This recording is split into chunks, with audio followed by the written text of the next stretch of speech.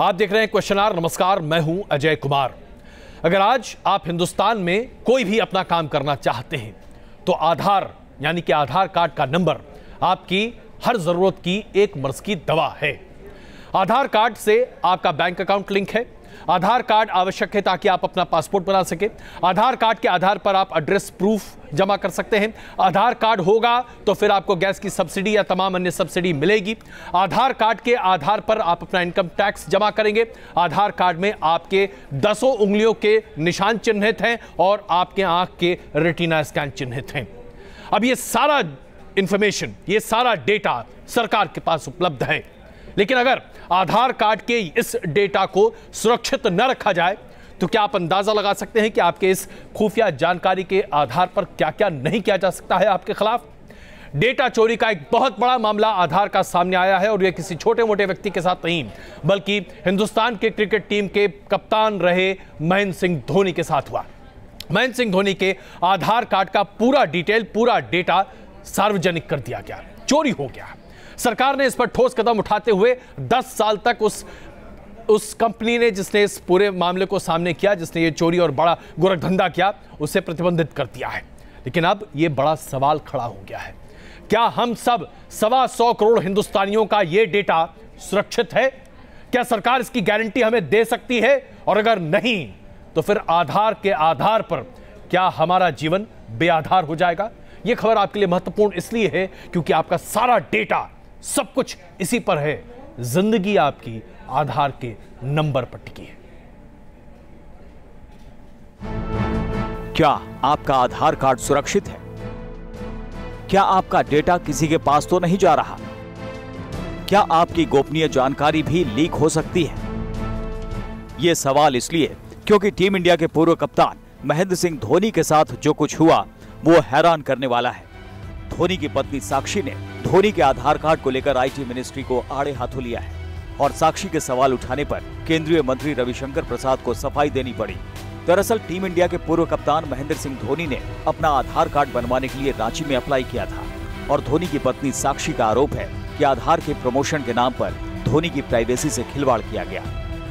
आपको बता दें कि केंद्रीय मंत्री रविशंकर प्रसाद ने मंगलवार को धोनी के आधार कार्ड के साथ रजिस्ट्रेशन करवाते हुए एक तस्वीर ट्वीट किया था, जिसमें धोनी आधार कार्ड के लिए मशीन पर उंगलियों के निशान स्कैन करवा रहे थे। इस फोटो के साथ रविशंकर प्रसाद ने लिखा था, महान क्रिकेटर धोनी का डिजिटल हुक शॉट। रविशंकर प्रसाद के इसी ट्वीट के बाद धोनी की पत्नी साक्षी की नाराजगी सामने आ गई। साक्षी ने सवाल किया कि क्या किसी की प्राइवेसी नाम की कोई चीज है भी या नहीं। साक्षी ने अपने ट्वीट में लिखा, प्राइवेसी नाम की कोई चीज है या नहीं? क्या आधार कार्ड की जानकारी और उसके आवेदन को सार्वजनिक करना चाहिए? धोनी की पत्नी साक्षी के इस तरह से सवाल करने पर रविशंकर प्रसाद ने भी जवाब दिया और ट्वीट कर लिखा, नहीं, ये जानकारी पब्लिक प्रॉपर्टी नहीं है। क्या मेरे इस ट्वीट से कोई पर्सनल जानकारी बाहर आ रही है? इसके बाद धोनी की पत्नी साक्षी ने 2 और ट्वीट के जरिए बताया कि सिर्फ धोनी का आधार के लिए उंगलियों के निशान का स्कैन करने वाला फोटो ही लीक नहीं किया गया है, बल्कि धोनी ने आधार के लिए जो फॉर्म भरा था उसे भी लीक कर दिया गया है। साक्षी ने फॉर्म वाली फोटो के साथ ट्वीट करते हुए लिखा, सर, जिस फॉर्म में पर्सनल जानकारी भरी हुई थी वो लीक हो गया है। सर, मैं @CSCEGOV_ हैंडल से ट्वीट की तस्वीरों के बारे में बात कर रही हूँ। इसके बाद पता चला कि धोनी की तस्वीर रांची के कॉमन सर्विस सेंटर के ऑफिशियल ट्विटर हैंडल @CSCEGOV_ से ट्वीट की गई थी। ट्वीट में धोनी का आधार कार्ड के लिए भरा फॉर्म शेयर किया गया था। हालांकि बाद में यह ट्वीट डिलीट कर दिया गया, जिसके बाद धोनी की पत्नी साक्षी और रविशंकर प्रसाद के बीच कुछ देर तक यूं ही सवाल जवाब चलते रहे और फिर रविशंकर प्रसाद ने पहले साक्षी को कार्रवाई का पूरा भरोसा दिया और बाद में रविशंकर प्रसाद ने इस पूरे मामले पर सफाई देते हुए कहा कि धोनी के पर्सनल डिटेल को बाहर नहीं किया गया है और धोनी की प्राइवेसी को कोई खतरा नहीं है। जो मैंने मालूम किया है कि आधार बनाने वाला उनके साथ आधार की फोटो खिंचवाकर बहुत उत्साहित हो गया और जहां तक मैंने जानकारी प्राप्त की, पर्सनल डिटेल को बाहर नहीं किया गया है। लेकिन फिर भी मैंने उनकी पत्नी को आश्वस्त किया है कि इस बात का पूरा ध्यान रखा जाएगा। रविशंकर प्रसाद के इस बयान के कुछ देर बाद ही रांची के उस सेंटर को 10 साल के लिए ब्लैकलिस्ट कर दिया गया, जिसने धोनी का आधार अप्लाई करने वाला फॉर्म लीक कर दिया था। वहीं अब पूरे मामले की जांच भी की जा रही है। Team news nation. दरअसल हम आपको यह बताना चाहते हैं कि आधार कार्ड में आपकी कौन कौन सी गोपनीय जानकारी होती है जिसके आधार पर आपके साथ फ्रॉड किया जा सकता है। सबसे पहले तो ये जान लीजिए कि 125 करोड़ हिंदुस्तानियों में से 105 करोड़ हिंदुस्तानियों के आधार कार्ड जारी किए जा चुके हैं।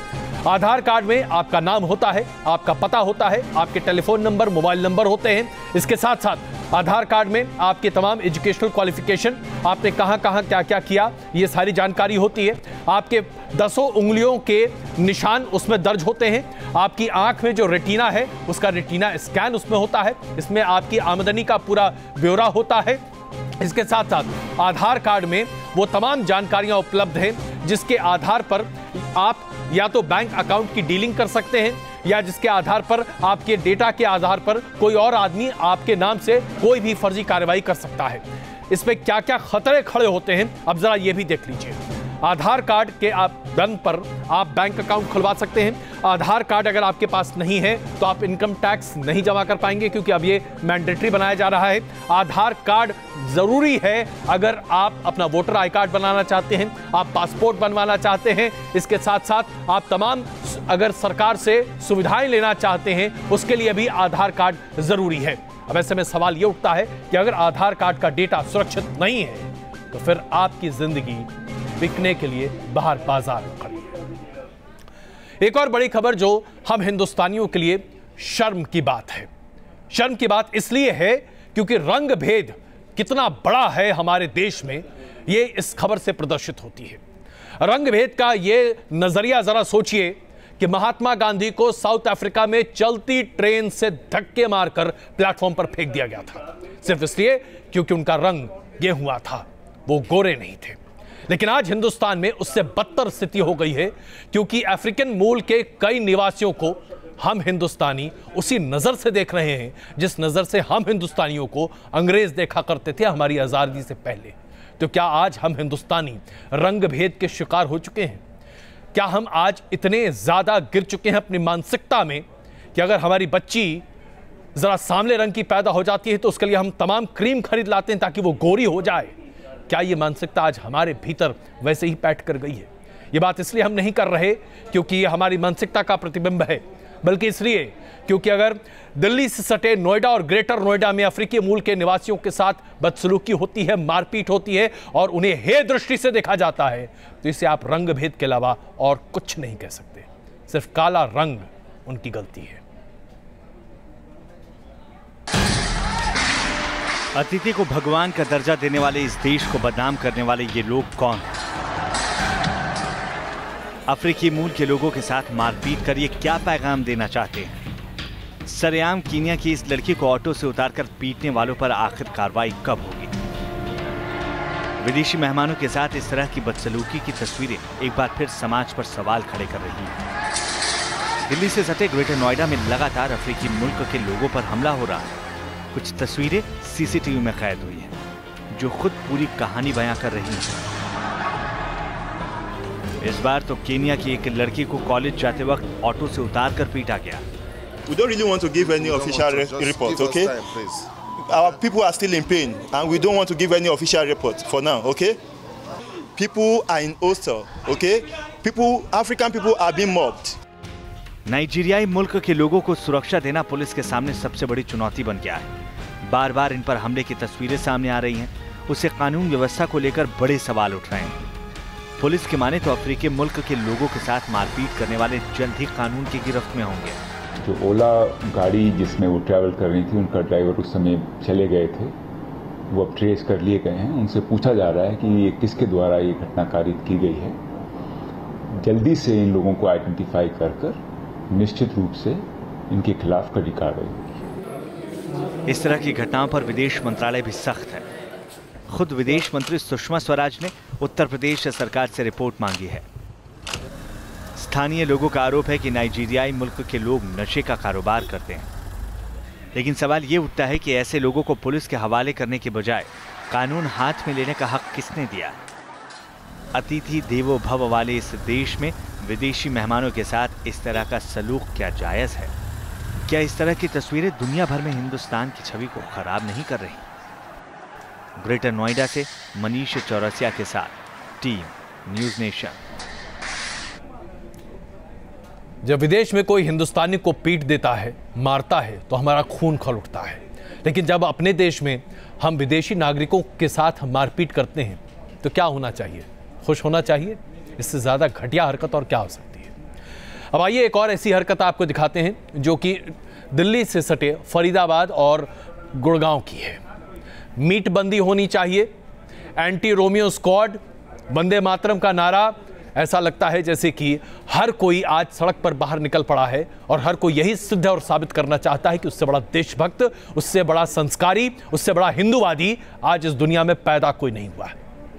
मेरठ नगर निगम के बोर्ड की बैठक के दौरान वंदे मातरम नारा लगाया गया या यूं कहें कि गाना गाया गया, तो उसे लेकर विवाद खड़ा हो गया। उसके बाद ऐसी मारपीट जैसी स्थिति आई, ऐसी सियासत सामने देखने को मिल रही है कि क्या कहें।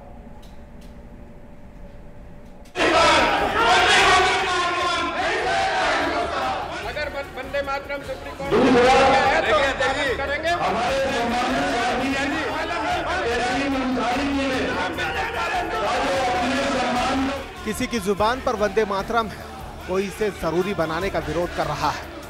नारेबाजी के शोर में विवाद की गूंज साफ साफ सुनी जा सकती है। मेरठ में नगर निगम का दफ्तर सियासी अखाड़ा बना हुआ है। बोर्ड की बैठक में अपने अपने दावों के साथ वंदे मातरम गाने और ना गाने पर बवाल है। बताया जा रहा है कि बोर्ड की बैठक की शुरुआत वंदे मातरम से की गई। विरोध में कुछ मुस्लिम पार्षद सदन से बाहर चले गए, लेकिन ये तो बस विवाद की शुरुआत भर थी। कहा जा रहा है कि कुछ पार्षदों के बहिष्कार के बाद फैसला किया गया कि सदन से बाहर जाने वाले सदस्यों को कार्यवाही में शामिल नहीं किया जाएगा। विषय में जानकारी चाहूंगा कि जिस समय सदन के अंदर वंदे मातरम शुरू होता है, उस समय आता है तो उसको सदन में रहने का अधिकार है।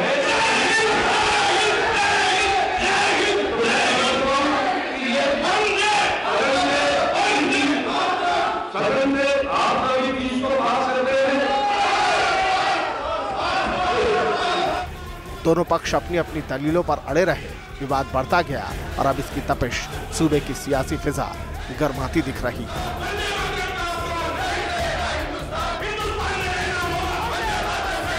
जब भी बोर्ड बैठक शुरू होती है और उसमें वंदे मातरम के लिए जब गायन शुरू होता है, तो इसमें हमारे सदन में 8-10 पार्षद हमेशा उसका विरोध करते हैं। और जिस समय वंदे मातरम शुरू होता है, शुरू होते ही वो वहाँ से उठकर चल देते हैं और कुछ पार्षद उनमें से ही कमेंट पास करते हुए जाते हैं कि जो मैं अपने मुंह से इस समय नहीं बोलूँगा। हमेशा ऐसे होता है, लेकिन पता नहीं न जाने क्यों जब से यूपी के अंदर बीजेपी गवर्नमेंट बनी है, ये पहली बार ऐसा हुआ कि उन्होंने इस तरीके से हंगामा, इस तरीके से विरोध किया कि पूरे सदन में बीजेपी के पार्षदों ने ये है कि हिंदुस्तान में रहना होगा तो वंदे मातरम गाना होगा।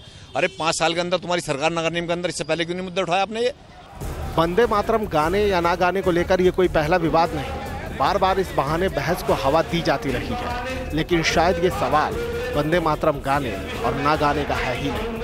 आस्था और राष्ट्रीयता के नाम पर सियासी आंच तेज करने की कोशिश है, इसलिए विवाद नहीं निपट जाएगा कहना मुश्किल है। मेरठ से अभिषेक शर्मा के साथ team news nation. Uttar Pradesh में सरकार ने अवैध बूचड़खानों को बंद करने की कार्रवाई क्या शुरू की। ऐसा लगता है कि कुछ लोगों को लाइसेंस मिल गया है कि दूसरे राज्यों में भी कुछ ऐसी ही हरकत करने की कोशिश करें। गुड़गांव, जो कि हरियाणा का हिस्सा है, दिल्ली से सटा हुआ है, वहां पर कुछ लोगों ने मीट की दुकानों को जबरन बंद कराने की कोशिश की। उससे भी आगे बढ़कर कुछ लोगों ने KFC जैसी आउटलेट्स को बंद कराने की कोशिश की, ये कहते हुए कि नवरात्र के दौरान मीट मछली परोसा जाना अपने आप में सही नहीं है। जरा सोचिए, आखिरकार ये अधिकार किसने दिया किसी को कि बिना कानूनी वैधता के चीजों को लागू कराने की कोशिश कर दी जाए? आखिरकार हमारे देश में कानून है, व्यवस्था है, क्या इस पर कोई भी विचार नहीं होगा? जिसका जो मन में आएगा वो करता दिखाई देगा और कानून को अपने हाथ में लेकर सभ्यता, संस्कृति और हिंदुत्व की दुहाई दी जाएगी? क्या इसे ही हिंदुत्व कहते हैं? उत्तर प्रदेश में अवैध बूचड़खानों पर कार्रवाई क्या हुई, इसका असर देश के कई हिस्सों में नजर आने लगा। अब तक धड़ल्ले से चल रहे अवैध बूचड़खानों पर प्रशासन ने ताला लगा दिया है, तो यूपी में मीट व्यापारी हड़ताल पर चले गए। लेकिन इस कार्रवाई का असर जो गुड़गांव में देखने को मिला वो हैरान करने वाला था। हरियाणा के गुड़गांव में शिव सैनिकों ने शहर में चल रही मीट की दुकानों को बंद करा दिया। 50 से ज्यादा मीट की दुकानें जबरन बंद कराई गई। साथ ही हर मंगलवार को मीट की इन दुकानों को बंद करने का अनुरोध भी किया गया।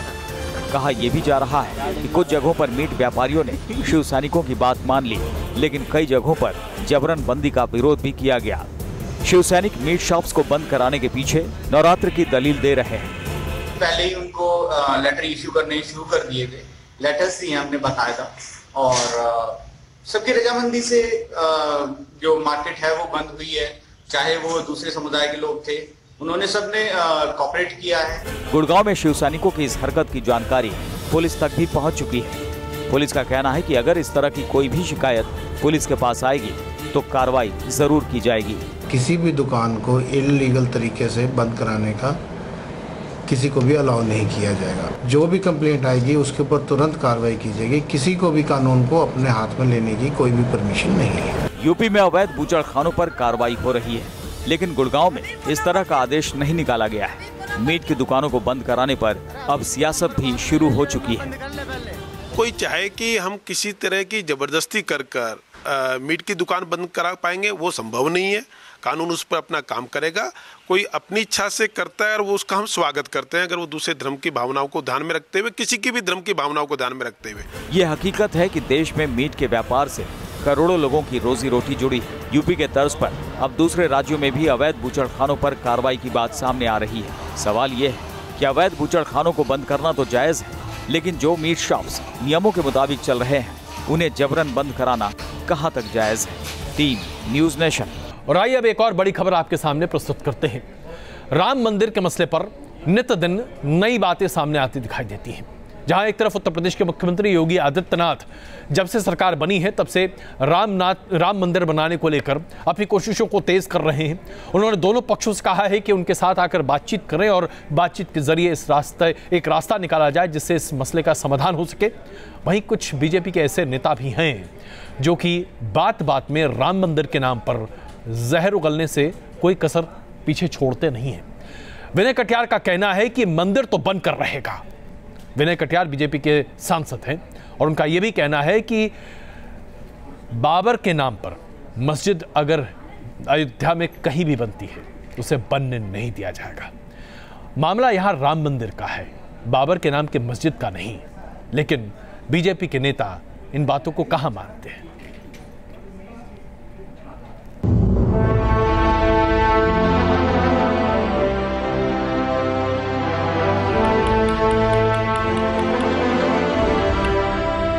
लड़ाई है, नाक की लड़ाई है। वो हमारे राम की जन्मभूमि पर राम का मंदिर बनने नहीं देना चाहते और हम हर हाल में लेकर रहेंगे। राम मंदिर का मामला भले ही कोर्ट में लंबित हो, अयोध्या विवाद पर भले ही दोनों पक्षों में अभी कोई भी सुलह को लेकर कोई बातचीत न हुई हो, लेकिन राम मंदिर के निर्माण को लेकर बीजेपी नेताओं के बयान है कि थमने का नाम नहीं ले रहे। बीजेपी के फायर ब्रांड नेता विनय कटियार अयोध्या पहुंचे तो उन्होंने संत समाज के सामने राम मंदिर की न केवल पुरजोर वकालत की, बल्कि ये भी साफ साफ कह दिया कि बाबर के नाम पर मस्जिद नहीं बनना चाहिए। मैं बात बहुत साफ कहना चाहता हूँ, चाहे और बलिदान देना पड़े, हम बलिदान देने के लिए तैयार हैं, पीछे हटने के लिए तैयार हैं। हम लोगों ने बहुत साफ कहा है कि सदियों के उस पार बनाओ जाकर, और वो भी बाबर का नाम मत लो। विनय कटियार के इस बयान पर सियासी बवाल भी मचा। विपक्ष के नेताओं ने कटियार के बयान पर सवाल उठाए। हर एक इंसान को इतना ही अधिकार है जितना कटियार जी का अधिकार है ये फैसला करने की मंदिर बनेगा, मस्जिद बनेगा, गुरुद्वारा बनेगा या गिरजा बनेगा, ये हम सब भी फैसला कर सकते हैं। तो ये बोल बोल के हम क्या कहना चाह रहे हैं ये समझ में नहीं आ रही है। कोई भी पूरे हिंदुस्तान का मुसलमान कतई तौर पर राम मंदिर की तामीर के खिलाफ नहीं है। हम ये चाहते हैं कि राम मंदिर बने, ज़रूर बने, लेकिन मुल्क के कानून के हिसाब से और दोनों पक्षों की सहमति से बने। यह हर कोई जानता है कि राम मंदिर का मसला सुप्रीम कोर्ट में चल रहा है और कोर्ट ने दोनों पक्षों को आपसी सहमति बनाने का सुझाव भी दिया है। उत्तर प्रदेश के सीएम ने इस ओर पहल भी शुरू कर दी है, लेकिन सवाल ये उठता है कि जब इस मसले को आपसी सहमति से सुलझाने की कोशिश हो रही है तो फिर नेता इस तरह के बयान देकर मुद्दे को टूट देने की कोशिश क्यों कर रहे हैं? Team news nation. जहां राजनीति गर्म हो रही है, वहीं ऐसा लगता है कि वातावरण भी राजनीति से प्रेरित हो रहा है। गर्मी इतनी ज्यादा पड़ रही है, मार्च का महीना खत्म भी नहीं हुआ है और अब ऐसा लगता है जैसे कि पूरे के पूरे उत्तर भारत में गर्मी प्रचंड तरीके से पड़ रही है। दरअसल कुछ एक ऐसे इलाके हैं राजस्थान में जहां पर 44 से 45 डिग्री तक तापमान मापा जा चुका है। स्थिति यह है कि पहाड़ी क्षेत्रों में लोग अभी से पंखे चलाने शुरू कर चुके हैं, जहां पर अभी पंखे खुलते तक नहीं हैं। जरा सोचिए क्या हाल होने जा रहा है। पर्यावरण को हम लोगों ने जिस तरह से बिगाड़ा है, उसका यह खामियाजा हम सबों के लिए कितना बड़ा होगा, इसका अंदाजा आप नहीं लगा सकते।